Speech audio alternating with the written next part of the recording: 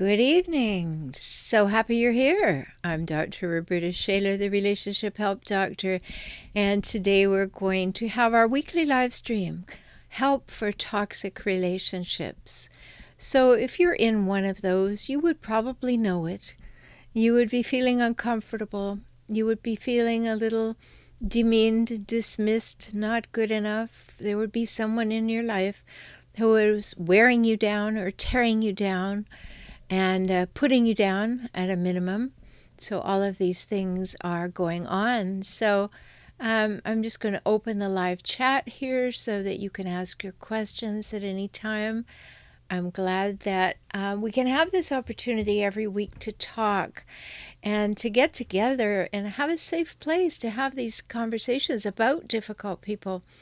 Because the conversations themselves that we have together are not difficult. It's the fact that we're discussing difficult people that sometimes seems difficult, right? And sometimes we don't even want to believe that the person that we have in mind is a difficult person. We want to make rationalizations and justifications and maybe even excuses for their behavior because we don't want to believe that a person behaves that badly. And I understand that completely. Is that ever something that's occurred to you? I'd love to keep a running chat going, so please feel free to just write in the chat. If it's ever been the case for you that you went too long excusing the behavior of someone who really was misusing the situation or misusing you, maybe they still are. Some of us have parents who behave badly, and those parents who behave badly are still in our lives. And sometimes that can't be helped, and other times we just don't want to believe it's our parents. So if we had a parent who was a hijackal, a difficult person, a particularly difficult person, or as I define hijackals, people who hijack relationships for their own purposes and then relentlessly scavenge them for power, status, and control. Does that sound like someone you know? I've certainly had them in my life. I was raised by two of them. So early on, I was very, very aware of that. And then it didn't take long before I was then inviting those kinds of people into my life. Of course, my parents had people who came into our home who were needy, who were dysfunctional. And so I was surrounded by them. And I always, fortunately, felt like something's off with these folks. Something is really wrong. It just doesn't sit very well. And that was something that, that's pretty hard for a child to have that feeling. But then there was also abuse going on of various kinds in my home. So these things happened, and perhaps they happened to you. So tonight I wanted to talk about the topic of, can hijackals change? I get that question so frequently. Could I, is there something that I could do? Could I be kinder? Could I be more patient? Should I be more compassionate? If I nurture them longer, if I have fewer expectations, if I'm less demanding, if I go into the background, if I just, don't use language that they don't like, if I make myself into a pretzel and maybe even lie down and become a doormat, maybe then they'll be different. And those are logical questions that good people ask, because maybe it's me. And there is nothing that warms the heart of a hijackal more than to instill in you the idea that you might be the one with the problem. Got that? That is sort of the final wonderful result, is if you start second-guessing yourself to the degree that you think you are behaving in a narcissistic or a passive-aggressive or an antisocial way, and that it's your fault, the hijackal goes, yes, I did it. And, no, they're not having that conversation in their head. But it's the feeling, it's the result that they wanted. none of what they're doing is particularly conscious, except for a small number of particular people who have a particular psychological diagnosis. They're doing it because this is how they've learned to survive in the world. This is all they know. This is their entire thing. And so it's very important that we understand that they're not doing it on purpose. They're not getting up in the morning and saying, how can I make your life miserable? That's not what they're thinking. What they're thinking is, how can I survive? How can I survive? And that's paramount in their minds. So that's what they're about. And they're not trying to ruin your life. They're only trying to survive and get through theirs. And they've learned some very, very negative ways to do that. And that's not your fault either. That happened as a result of their parenting. So if you have any familiarity with what I'm talking about, or you just want to say hi and let me know you're around tonight, please feel free to use the chat box, because I can see it and respond to you immediately. You may have a question. You may have a comment, and I'd love to hear that. And if at any time you need more information, you can go to my website at FOR Relationship Help, HELP.com. Lots of things there for you. You already know about my YouTube channel, and I have 2 podcasts a week, soon to be 3. And they're also on my web page, so you can go to FORRelationshipHelp.com. So, can these people change?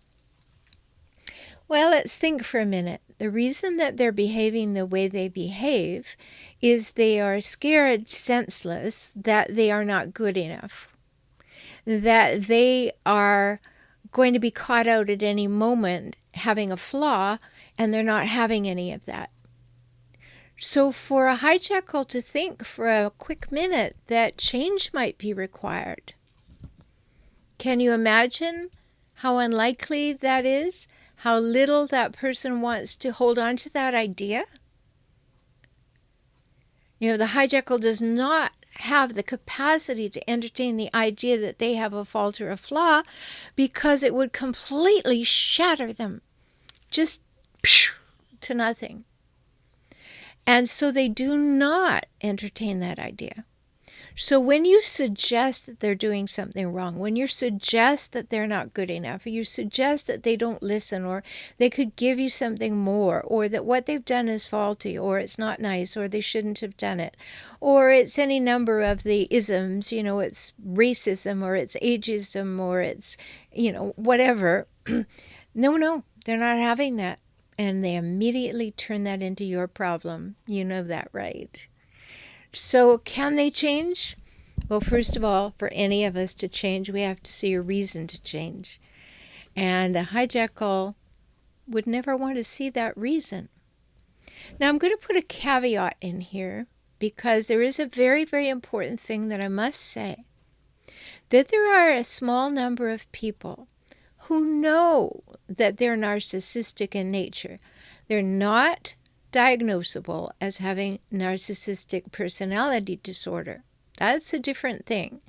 But to be narcissistic is a describing word.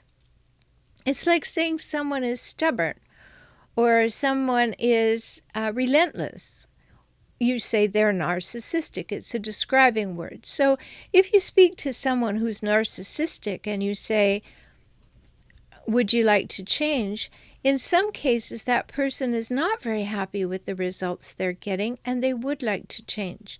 A person with narcissistic personality disorder who's been diagnosed, highly, highly unlikely. But a person who is narcissistic in the sense that they could be described as having those tendencies, occasionally will entertain the idea of change. Generally, no. So what's your experience when you have said something to one of these difficult people that I call hijackals, and you've said, I don't like it when you do this? Do they respond well? Do they respond and say, oh, tell me more. What could I change? How could I make you happier? Not usually. because they have to believe that they did everything for the right reasons, they did it well, and there are absolutely no aspersions that you can cast their way. So will they change? Maybe for a short while, because you may be threatening to leave. But overall, it's unlikely. But always remember, there are those few people who say, I don't like the way this is going. I don't like who I am in this circumstance. I can see I'm hurting people. There are a small number of them, but most of them will not change. So if you can't see a need to change, highly unlikely you're going to change. And if it would shatter your ego to think of yourself as having made a mistake or being wrong, you're not very likely to do that as a self-inflicted thing, are you? So no, they're not going to go there either. Now remember, these people had deep, early shame. For almost all of these people, there were someone, maybe more than one someones, in their background who made them feel as though they weren't wanted, they weren't welcome, they had to live up to their standards, and they were not well-functioning people. Perhaps they were raised in a home where there was alcoholism or drug abuse or horrible anger. Things happened. In our most formative years, the first 5 years of our life, if that's what we saw, we learned some pretty difficult things. And we learned how to keep ourselves safe one way or the other. Either we became very compliant or we became very defiant. But we learned. And so for many people in this category, yeah, it is difficult because they've had that in their early learning, even before they had language. The research shows that the greatest time that people have this instilled in the becoming who they are is in the first 30 months of life. You don't have a lot of language then. You're just taking it all in. Am I welcome here? What do I have to do to stay safe? How do I get these giants to care enough about me to give me food and move me around and change my clothing? How do I get that to happen? And you pretty soon adapt. You know, I think I said last week on the live stream, we're not like cows and horses. We don't get spit out of our mothers lick us off, and then we have the capacity to leap up and run around the meadow. We don't have that. We know we're blobs. We know we need these people to look after us, and somehow we got to keep those giants happy. And so they will look after us and we won't die. That's a very basic biological imperative. So we adapt. We learn things. And those things get slipped in there at a very early age. And those things that get in there at a very early age are the most difficult to change. So you may be familiar with that. Now remember, the chat's there for you. Ask a question. Let me know you're here. Agree with what I say. Disagree with what I say. Whatever it is. But it's really a lot more fun for all of us. And we get a lot more interesting conversation when you bring up things that you'd like to talk about. So I hope you'll do that. So one of the things that hijackals say that is so annoying, and I know you're just going to say yes as soon as I say this, when you tell them that something hurt you, hijackals have this way of saying, oh, I'm sorry if you feel like that. Oh, doesn't that just bother you? I'm expecting to see a bunch of yeses right away in the chat. I'm sorry if it hurt you. I'm sorry if it bothers you. I'm sorry you feel that way. Look, I had nothing to do with it, but I'm sorry if you feel that way. It is passive aggressive. Oh, it's horrible. Now, to get a hijackal to change that behavior, that's a huge undertaking. Because they're not going to ever take responsibility for them doing anything that might have caused you to see things that way and take that meaning and therefore feel hurt. That's a big leap for them. They don't have that capacity, nor do they have that willingness. They have no acceptance of being part of the problem. You know that. no acceptance of being part of the problem, no accountability, and no responsibility. Okay? Now, that's pretty difficult. Hi, Debbie, yes. Purple belt. Mine never said sorry. Oh, you're so ringing the chimes of everybody in the room, I'm sure. He did claim he changed, transformed, sought counseling. His flying monkeys told me he changed, take him back. They admitted he needed to change it, blamed me. Yeah, pretty common. Because a hijackal will seek counseling, but the reason that they will seek counseling in most cases, and I'll always put that caveat in there, is to go and manipulate the counselor into believing their story and feeling sorry for them, and then propping up their bad behavior again. How many times have I had people come to see me, and I work by video conferencing, so these are people in all parts of the world, so it's very universal. They will come with their partner, and they are longing to have me see the hijackal behavior.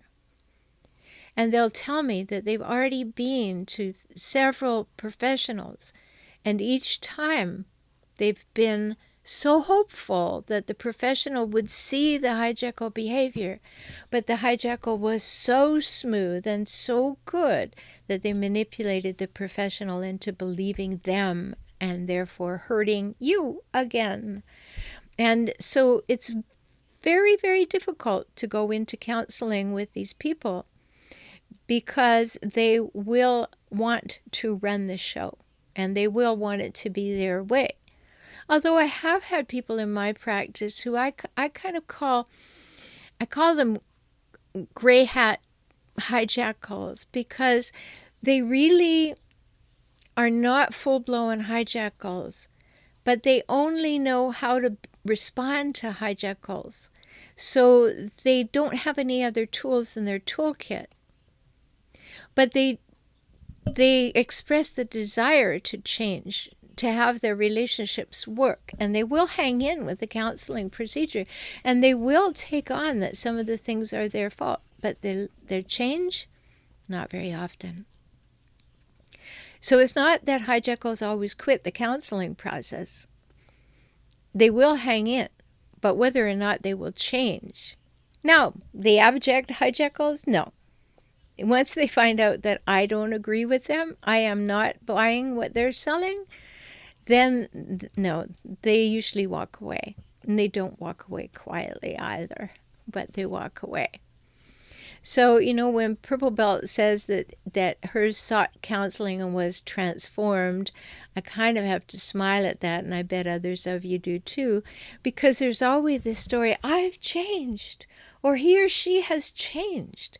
And what that usually means is they were very, very good at convincing someone they'd changed, and that someone was believing their words and not looking at their behavior. Because the only thing that ever matters is a change in behavior. Change in words? Not buying it until I see a change in the behavior. How about you? Oh, I know you want to believe them. Oh, you want to believe them so badly. I'll never do it again. I see where I went wrong. They say all the right things. But your answer always has to be, that's so good to hear. I'll believe it when I see it in action for the next 6 months. Not see it in action tomorrow, because the whole idea is they're going to put on a little show, a mini love bombing, to show you that you can get off my case now, and then pretty soon they'll be back in their same old mold. So a transformation is only a transformation when it lasts. And they hope that some little mini love bombing will look like a transformation. And then they get their flying monkeys, as you mentioned, Purple Belt, to say, get on board. Oh, he's changed. He sees the error of her ways. She's going to behave better now. She's not going to spend all your money anymore. She sees that's a problem. And they so want to believe that they're not being duped by the hijackal, that the flying monkeys have to go along with the hijackal, because if they actually sat down and looked at the situation, they would have to go, oh, am I being duped? Am I buying this? And am I buying what the hijackal is selling? What's wrong with me?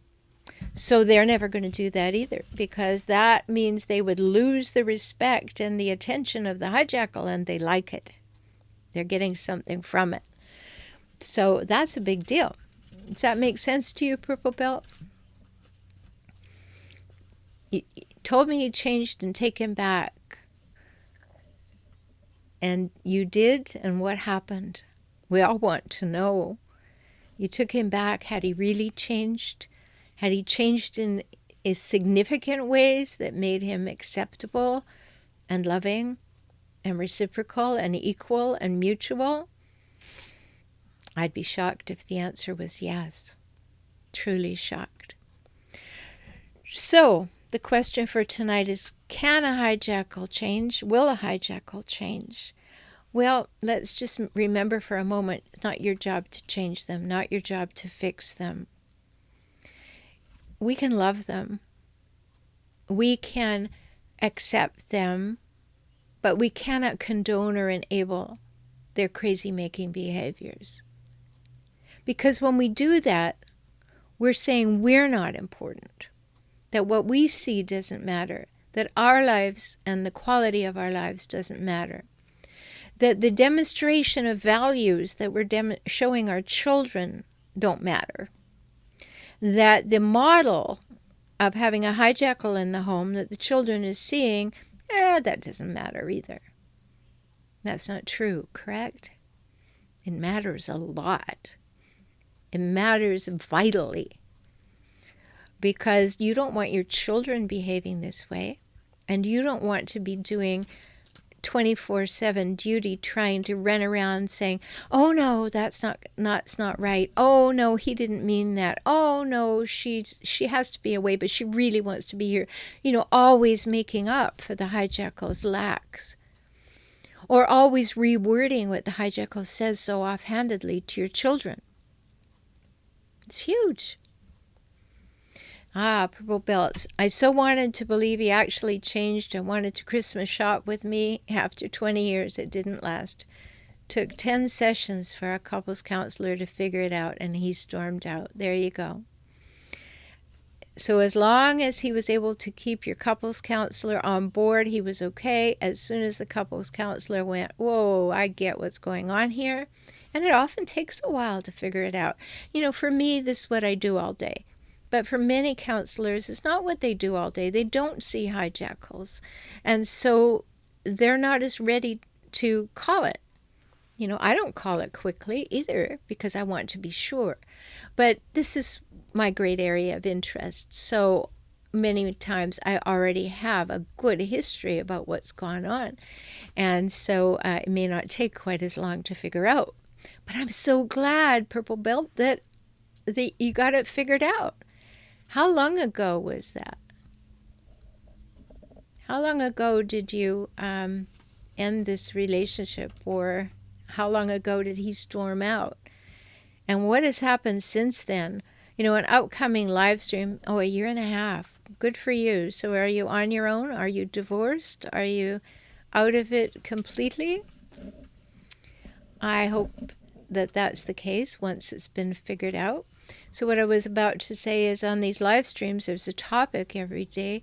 If you have a suggestion for a topic, love to hear it. Just put it in the chat, but say topic suggestion, and then put it there so it'll highlight it for me at the end when I look at the notes.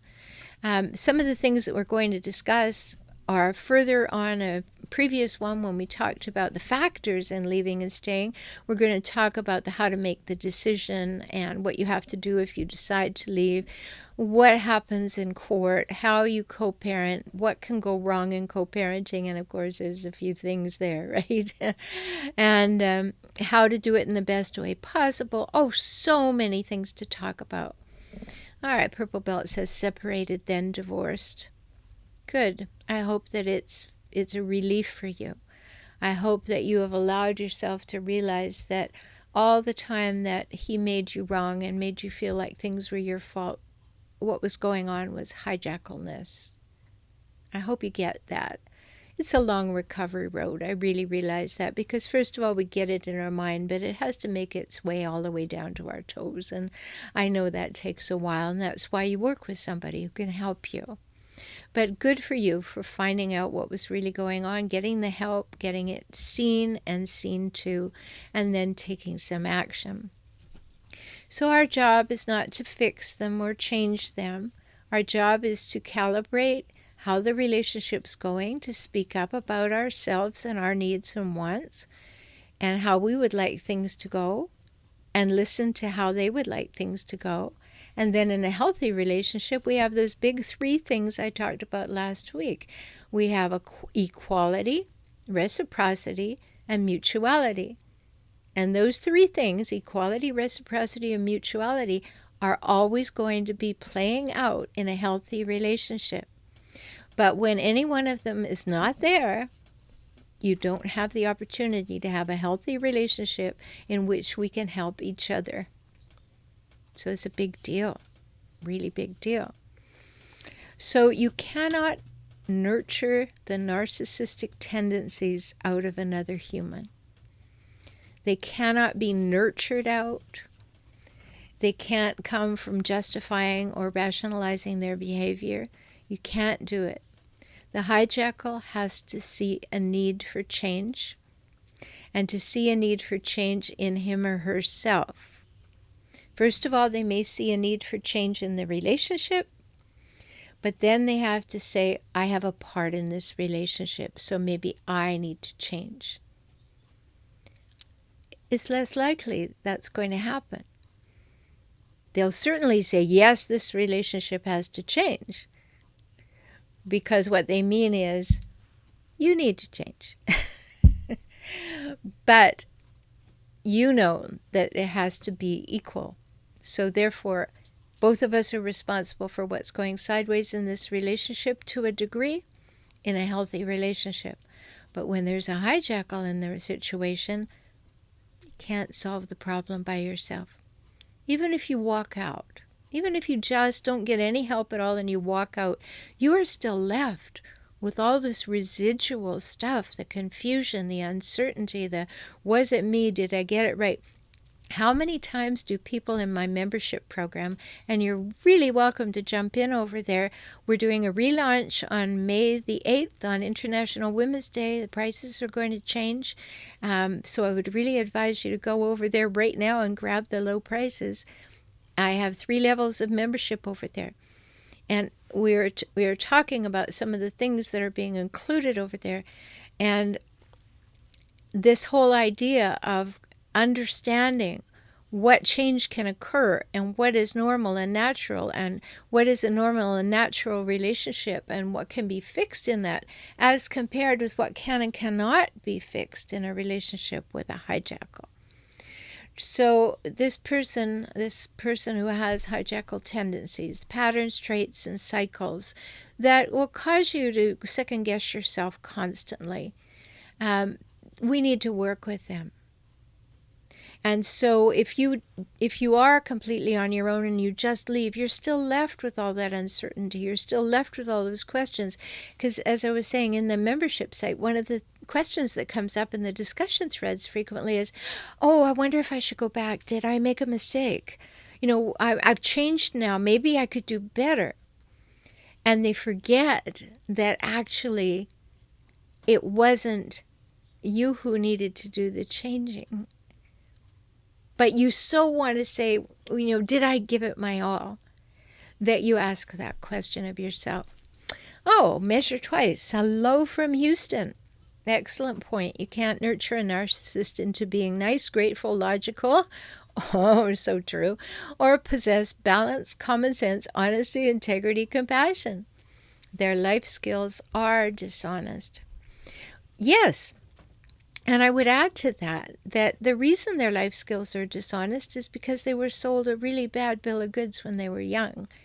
And so the only way that they knew to get any attention at all when they were young, in order to be even minimally taken care of, was to do the things that their dysfunctional parent or dysfunctional parents needed done, in the ways that they needed it done.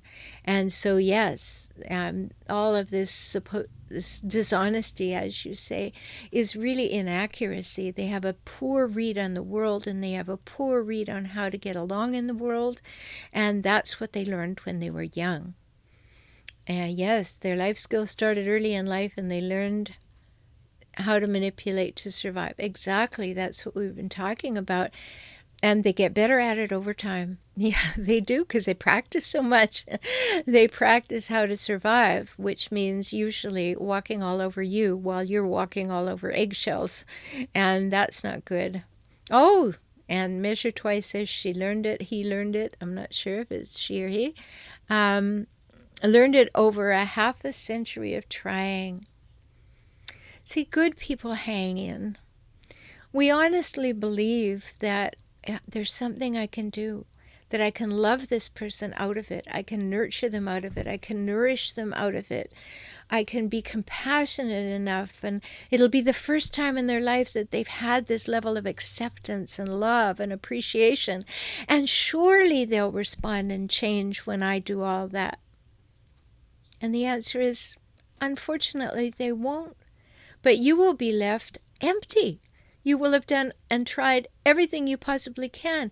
You'll have made yourself as small as you possibly can while they have taken up all the space and taken out all the air in the room.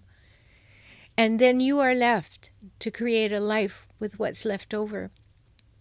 And that's the very reason, Measure Twice, that I tell people that if you're thinking of leaving, don't leave right away unless there's physical or sexual abuse. Because you want to leave from an empowered place. And you need to get your sense of self back. So very important to do that. So I always tell people, do your own work. Learn some strategies, get the insights, get some support. Let's work together to figure out who you are, what you need, what you want, and what's really going on. And then you can begin to make some decisions. But you need to do some healing, become empowered and clear first. Try some things. Try some new strategies. Try some new ways of wording things. Do these things as we work together so that you can see, does this work? Does the person, the hijackal, actually accept this? Can it make a little change here and a little change there? And depending on the age of your children or the relationship that it is, or all, maybe these are things that will work for a short period of time. Maybe get the children to be a little bit older. All kinds of variables. Measure Twice says the awful twist is an old dysfunctional narcissist who then also develops dementia on top of everything else, along with isolation, financial ruin, and health problems. Oh, it is so true. We are seeing that so frequently in this, what we call the sandwich generation. You're raised by hijackals, you've had a difficult life, and then the hijackals become old, maybe leaning toward dementia, maybe getting physically ill, and then they need you, and you're caught to make a decision. Very, very difficult, and it's happening so much.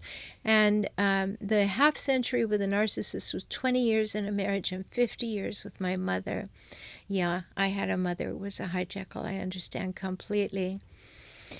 So Purple Belt said, I'd love to hear more about how to handle ongoing hijackalness when co-parenting teens.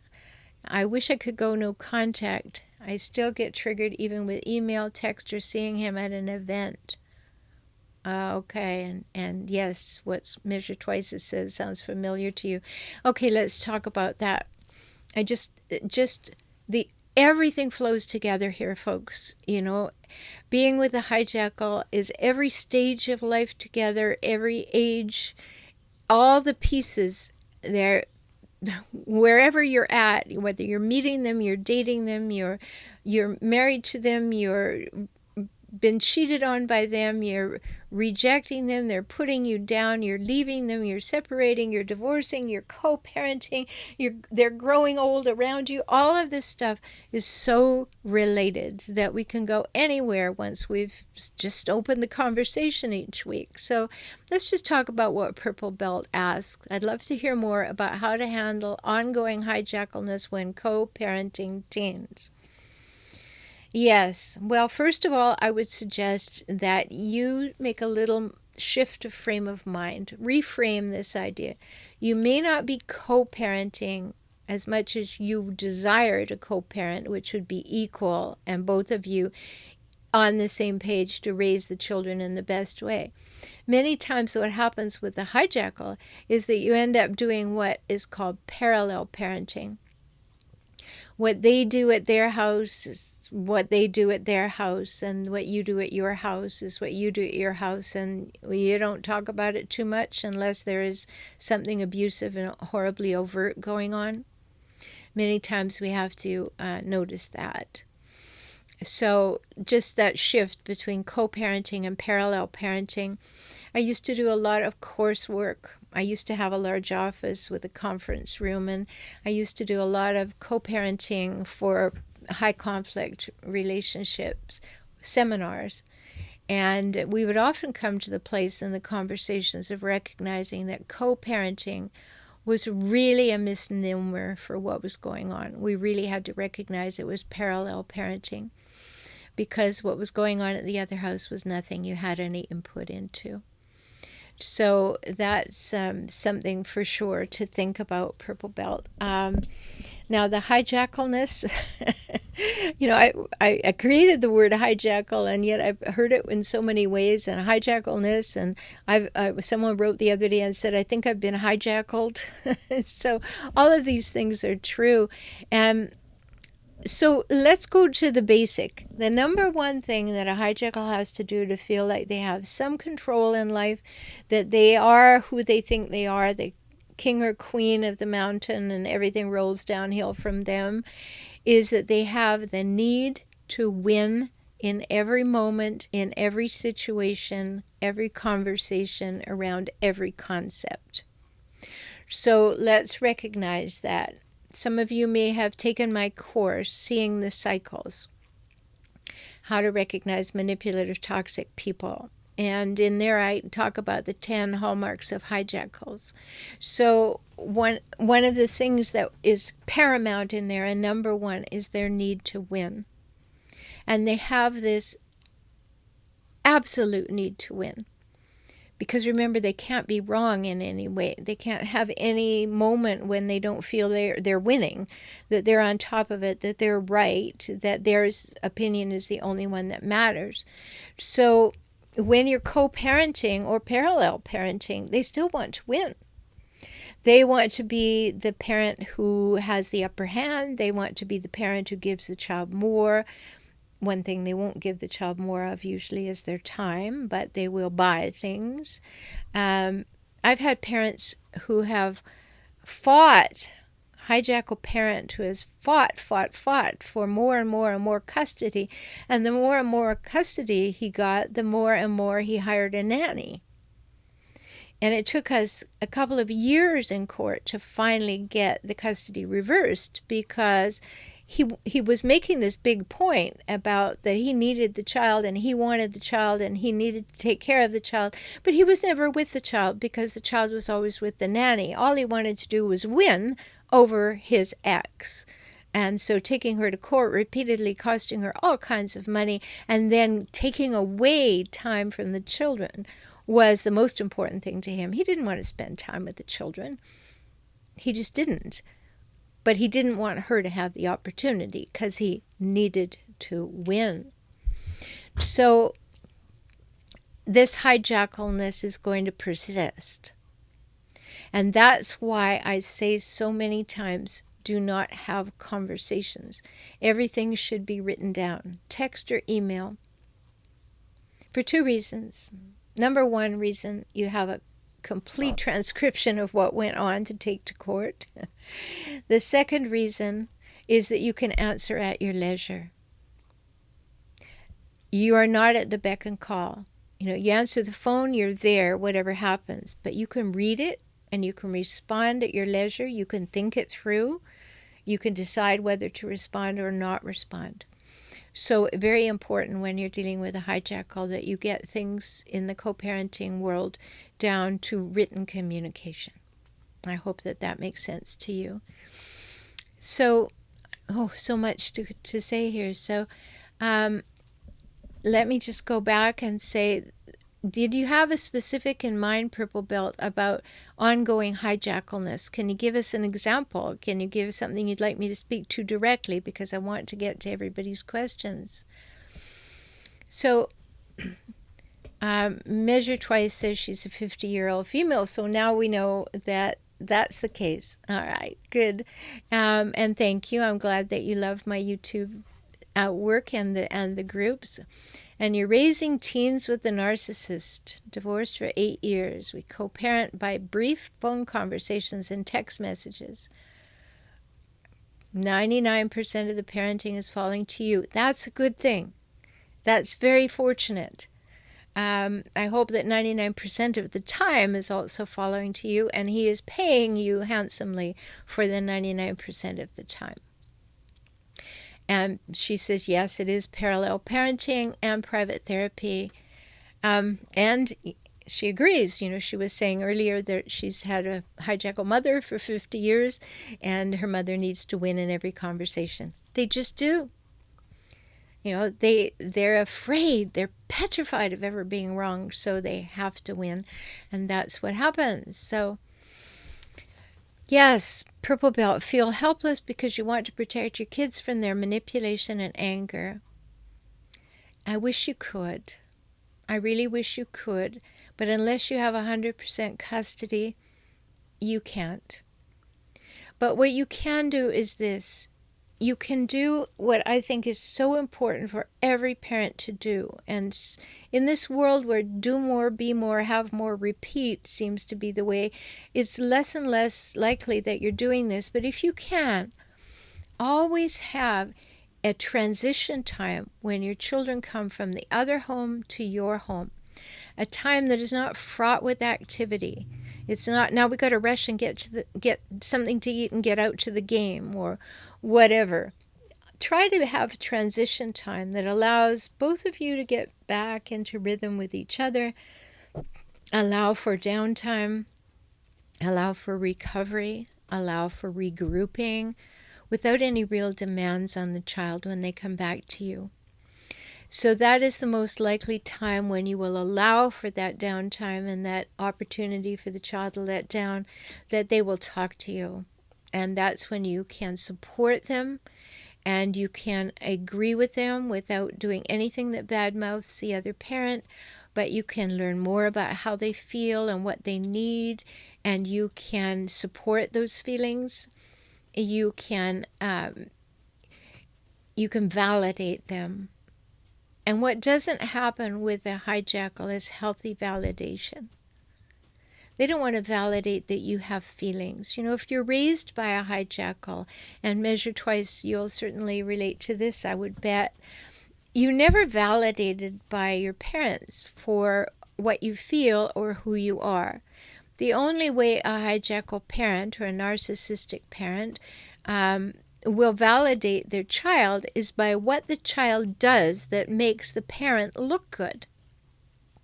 So you get valued for and validated for what you do that makes them look good, but you don't get the validation for who you are and how you feel. So a narcissistic or a hijackal parent says things as cliche as, you're crying? If you need something to cry about, I'll give you something to cry about. They don't inquire, oh, what's wrong, honey? They don't want to hear. They just want you to be how they want you to be. And right now you're being very inconvenient because you're crying. Choose another emotion, preferably benign, have no needs of me, and get out of here. So when we've been raised in that place where our feelings and who we are is never validated, it sets us up for poor relationships in the future. In fact, we become what I call hijackal bait. So two of you who are having children that you're raising in a co-parenting situation, you want to validate your children's feelings and discuss it with them in a way that does not ascribe any blame to the hijackal parent, but allows your child to know that you understand and that they can have their feelings, and there are no feelings that have to be shut down or are wrong or bad. And then you provide that safe place to talk about that and validate their feelings. So important. Does that make sense? So, yes, mothers always need to win if they're hijackal mothers. My mother used to even argue with me about bra sizes, and that was pretty darn factual. You know, we could look on the tag, but she always wanted to. She was, of course, always bigger. Right. So even when there's facts involved, hijackals do not care about facts, right? They just don't. And it is always a competition because they always have to win. So therefore, there has to be a loser. So therefore, there was always a competition. Measure Twice said, private therapy with my teenage son is helping a lot. Great. Good. I'm glad your teenage son will go. I'm glad that you can go together. I'm glad that you have the majority of the parenting time so that you can do that. But Purple Belt, unfortunately, your teen refuses therapy. Well, that kind of goes with the territory because your child has been set up to not need help by the hijackal parent. That there would be something wrong with them if they needed help. And they're probably very, very angry, and they're afraid that they might explode and say something bad about the hijackal parent. And they're really drawn. They're just pulled apart because they have your DNA and the hijackal DNA. And there's part of them that they're fighting against. And there's part of them that they don't like. And it is really hard. So it often happens that teens refuse therapy. But if you're going to therapy, and you ask your teen if they would come to help you, sometimes that will help. You can say, well, I'd just like you to come once or twice to help me talk about how this all works. Sometimes you can make it safe for your teen to come along. And Measure Twice says, text or email is essential when the situation is volatile. And yes, answer at your leisure. It is a fantastic point. And with a hijackal, I want you to consider that it's always volatile because all you have to do is say something that they're having a bad day or they're sensitive to, and they'll go off like a Roman candle, and you want that in writing. You definitely want that in writing. And you want their threats in writing. You want everything that they have to say in writing. So very important to stick to text and email. The text will work if it's an emergency situation, because that's what the hijackal always sells. No, I need to be able to call you. What if it's an emergency? I have a phone. Text will work. No worries. Yes, Purple Belt says, I like you said, he buys things like cars to manipulate their time, then takes away, and then they feel obligated to live with him but don't want to. Yeah. Very confusing. Push-pull all the time. Push-pull. You know, I was working on a title for the next book in the Hijackal series, and I went back to using a phrase that I had begun to use on another book, which is hijackals are people who shove you away, then demand that you stay. And that's what they do with their children. They shove them away and demand that they stay. So however manipulative that is, that's what happens. So Measure Twice says, my son refuses a lot of things as well. Had he refused therapy, he would have lost computer access and other privileges until he would go. I think that's how I would have handled it.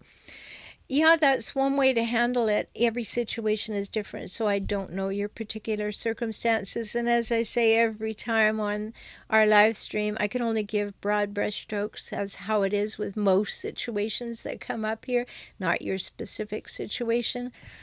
But it's very, very tricky to suggest that if you won't talk about your feelings, I'll take away your computer privileges. because the child already feels like they're losing, and then they're going to lose something else. They're going to lose their privacy and their computer privileges. It's a very difficult road to hoe, so you have to know your child particularly well, and you have to know your relationship with your child particularly well, which is why I can't ever answer that question unless I'm working with you. I don't know what's the right way to help your child get into therapy, but there are ways. There certainly are. And, I've worked with lots of teenagers who come. I think of one that I worked with last year, and he said, I'm not going to talk to you. I'll come, but I'm not going to talk to you. Because I actually went to his home for the sessions to overcome the coming part.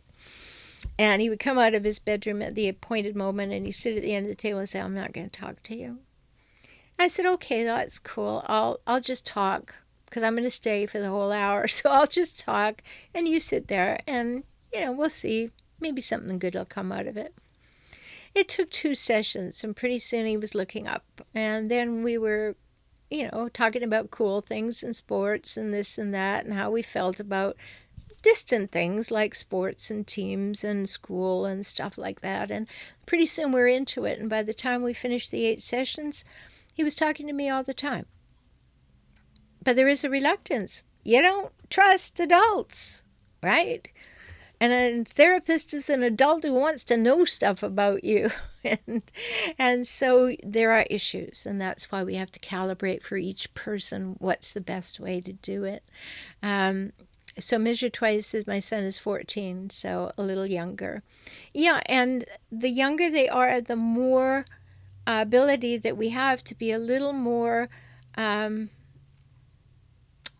directive, right? That we can say, no, Mommy really wants you to do this, or this is really important to Daddy, and I think, this is the best thing, and that's my job, is to take care of you.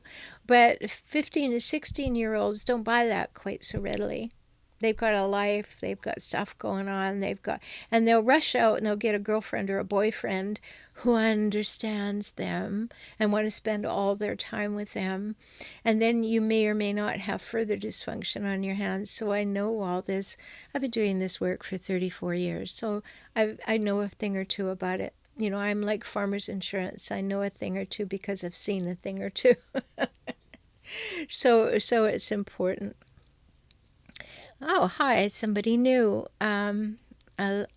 All right, my spouse manipulates my son and is slowly turning him into a minion. Yes, sadly that happens. He's a politician and a user of people. Whew. Any advice on how to rewire my son's brain? Well, you can't rewire your son's brain, and I know that's not exactly what you meant, but what you can do is to be the person you want your son to become. And so you model the behaviors that you want your son to have. That you are open, and you are honest, and you are accepting, and you are appreciating, and you listen, and you demonstrate that you listen, and that you have fairness, and that your child feels the fair. Oh, it's a son, yes. Your son feels the fairness. How old is your son, Alema? How old is your son? Maybe it's Alima, I can't tell. Because that makes a difference. Now, throwing into the mix is a politician. Oh, 20. Okay. So that's a whole different thing. We'll talk about that in a different way. But, politicians have to have a certain narcissism anyway, because who would stand out and say, I want you to vote for me? But there is something called healthy narcissism, and then there are hijackals, and they are not healthy. So a politician is spending their time getting people to believe what they say, and so they become high profile and they polarize people. And it's a very, very common profession for people who have a hijackal nature. So what do you do about your son? Well, at 20, you get to do the adult-to-adult thing, which is great. And you say, well, when I was younger, I felt this way, or I saw the world this way. And you can speak about yourself. Now, when I wrote this book, Kaizen for Couples, I wrote it because I wanted a book for couples, and all the information that I'd ever put out about having a great, healthy relationship. So it's all in this book, and it's available for download on Amazon, and you can order it as a print book too. But what I advise everybody to do is to read the book and learn about the formula that I created called the Personal Weather Report. And you're dealing with your son who's 20 years old, who's got this influence and has had it all the time from the father, and you have to be the ameliorating influence. And so when the kids get to be 20, if you can still call them kids, we need to be that model, and we can use the Personal Weather Report. So we can talk about ourselves. We can talk about, well, I didn't used to understand that when somebody says something nasty about me, that's about them, not about me. You could say things like that, and it's a bit like planting a seed. You just put it out there, and if your child picks it up and converses with it, who knows? But we planted a seed. You say it a few times, and you begin to talk about yourself and your own growth and your own understanding so that they can know that it's a process, and they're not expected to become all-knowing in a moment, because that's what the hijackal expected them to do. So we're just about out of time. I just want to read these last ones here. Measure Twice said, I really like the therapist I found. He has Asperger's himself, so he can relate to my son who has Asperger's. Very good. That's good. He specializes in computers and video game addiction. Great, because where else could you better hide out than in video games, right? Nobody has any expectations of you, and you get to get really, really angry and kill everything. That's why it's so appealing. And Purple Belt said, I became consistently kind and calm with my son. Yay! Yay that you became consistently kind and calm. And secondly, that you became that way for your son. So important. Good for you. And I'm helping my son recognize feelings. Perfect. So again, you're in a position to say, I learned this. I didn't have any idea. How about you? So you're walking the journey together rather than you telling the child. You're saying, we have similarities as humans, and we're in different growth points, and we understand things differently, and we get new information, and we can share that. And yes, I'm very aware of Asperger's. I did spend a whole lot of time working in special needs work when my children were younger. That's what I did for a career. So I am very aware. So learning to stay calm is one of my biggest challenges in life due to PTSD and feeling hypervigilant. Those are the leftovers of having been with a hijackal. And if you have the double whammy of being raised by a hijackal parent and then having a hijackal partner, yeah, it takes a while. So I'm so glad that you're getting help. That's so good. Measure Twice. And Purple Belt said, of course, during marriage, I look crazy and emotional. That's the idea. They want you to do that so they can point at you and say, see, it's her problem. I talk in generalizations to my sons. Perfect. About angry, blaming people. I would suggest you take it even a step further and talk about, how you used to see people and how you used to take on what they said, but you don't do it anymore, and how you made that developmental step. Because when you give voice to that for people who are 17 and 19 years old, they can then say, well, they can relax and say, well, I used to think that too, but then I changed my mind. And you can have some great conversations. Oh, and the big one of the night, why do narcissistic personality disorders people always lie? Well, they have to. Because they need to be on top of the pile. They need to be the one who always knows. They need to be the one who's always right.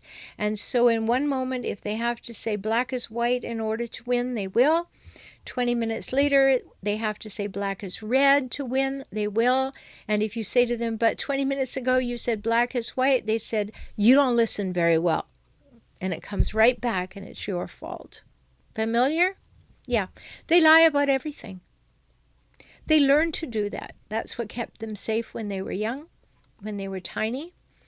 And so that's what they continue to do, and they get better and better and better at it, and they extend it into more relationships and different people.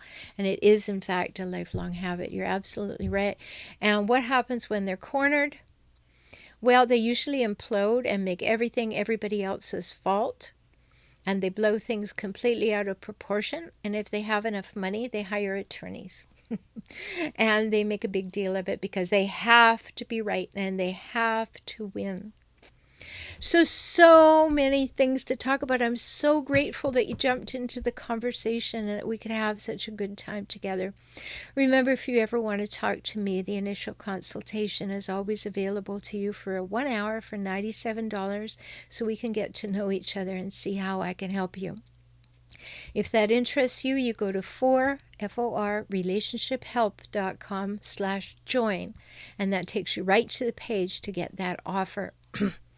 There's so many things for you.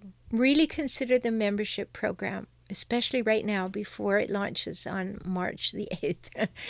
Go there. You can get every level for the first month for $5 a month. Yeah, it's a little secret, but that's the way it is until March 8th. You find that at relationshiphelp.com/circles, because those are called the optimized circles, the different levels of membership. So much for you, so much to share. Do write anything here that, yes, thank you for writing that out, Measure Twice. Things that you want as topics, remember, you can always send them to me, or you can put them under a video. If you watch one of the videos on YouTube, in the comments, you could say, I'd like you to talk more about this. I respond to all the comments on the videos that come in. So engage over there. I hope you're subscribed here on YouTube so that you don't miss the reminders about Mondays. And I do more and more videos, and I am planning to do more and more videos aside from this. So thank you so much for being with me. I'm so glad you were, and I hope that I'll find you here again next Monday night. Take good care.